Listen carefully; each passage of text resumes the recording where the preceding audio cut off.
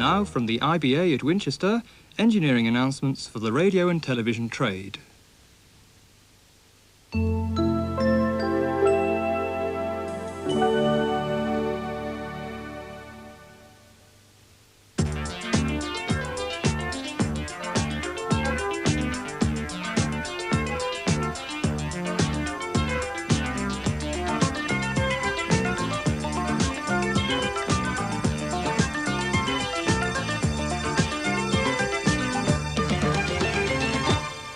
Hello again. We're back after the break with the first engineering announcements of 1987. A very happy new year to you all. Satellite television. In the first of an occasional series, we set the scene for television from space. In transmitter news, we have the latest information about the Eastbourne relay and details of another 2 new relays. In Devon, Clennon Valley, and in Dorset, Chilfroom. There's also the first 10 Channel 4 conversions of 1987. More details later. The idea of broadcasting from a satellite is far from new. In October 1945, Arthur C. Clarke first outlined the principles in a magazine article. Well before the first space rockets, the laws of physics could predict the behaviour of orbiting satellites, whether artificial or natural. A rocket launched with sufficient velocity will escape the Earth's atmosphere. At the closest possible orbit, a satellite goes round the Earth about once every 90 minutes. But as the height of the orbit increases, so does the time taken to circle the Earth. At an altitude of about 36,000 kilometres, the period of rotation is almost 24 hours. Once there, the satellite appears at a fixed position in the sky when viewed from the Earth, and it is this geostationary orbit that lies at the heart of plans for direct broadcasting to the home. The rockets of the early 60s weren't able to reach orbits as high as this. Complex tracking stations were needed to follow the satellite as it moved across the sky. In 1962, TELSTAR made possible the first live television relays between North America and Europe. But programme exchanges were limited to about 20 minutes, and then only at certain times of the day. The higher geostationary orbit requires greater rocket power and special booster motors attached to the satellite.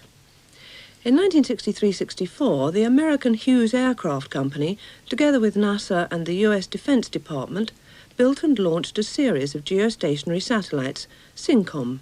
It was SYNCOM 3 that relayed pictures of the 1964 Olympics from Japan to the United States. The success of the experimental SYNCOM satellites led to international agreement to set up the International Telecommunications Satellite Organization, Intelsat. The first Intelsat satellite, known as Early Bird, was used for a number of television exchanges, but in the main carried hundreds of more profitable telephone circuits. Transmission frequencies tended to be around 4,000 MHz, although they can be a few tens of megahertz upwards, providing there's no conflict with the terrestrial use of the frequency spectrum. In 1971, a World Administrative Radio Conference made the first frequency allocations for future broadcasting from space. Part of the UHF band, 620 to 790 MHz, is available, at least in theory, for frequency-modulated television transmissions. However, there are strict limits on the power that can be radiated towards other countries in the absence of their consent. While possible for some developing countries, UHF is quite out of the question for Europe. 2.5 to 2.69 GHz is available for community reception, but not for DBS. The bandwidth is limited.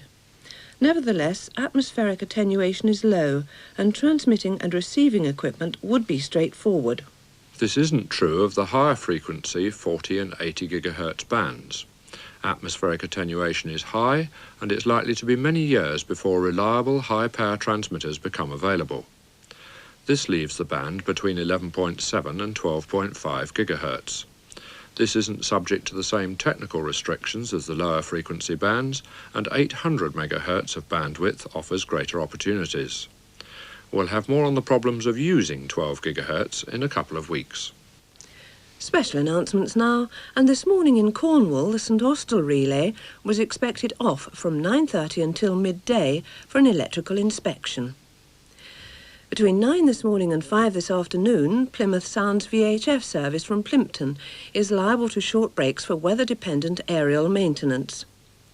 In South Wales, Pontypridd is off this morning between 9:30 and midday for an electrical inspection.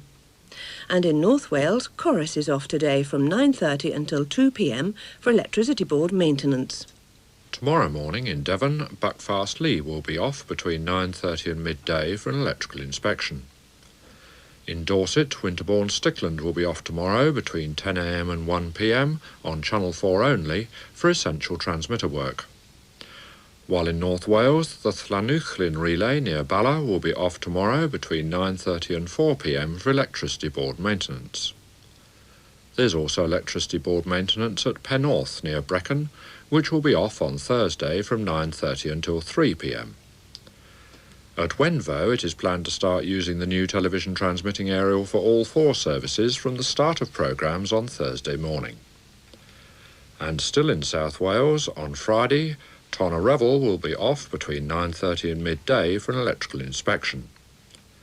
Next Monday, Channel 4 from Crystal Palace will be on reduced power from 8 a.m. until 5 p.m. for essential maintenance. Details of 3 new television relays now, and we start in Dorset, where Chilfram is expected on the air in late January or early February. Programmes from HTV West and TVAM will be on Channel 45, with Channel 4 on 52. The aerial group is B and the polarisation horizontal. In East Sussex, the Eastbourne relay, which had to be switched off before Christmas, is expected to be back on the air in early February. There will also be some tests today and tomorrow. We've a special teletext page on TBS Oracle, page 297, which will keep the trade up to date with what's happening. And in the Torbay district of Devon, the Clennon Valley relay is expected on the air in early February. Programmes from TSW and TVAM will be on Channel 49, with Channel 4 on 42. The aerial group is B and the polarisation vertical. We'll have more details on all 3 relays in next week's bulletin. On to Channel 4 additions to existing stations, and near Haverfordwest, Broadhaven is expected on later this week. The channel is 54 and the population coverage 850. Due next week in Derbyshire, Chinley on Channel 67, and in the Grampian region of Scotland, Braemar on 49. These 2 stations will increase Channel 4 coverage by another 1,600.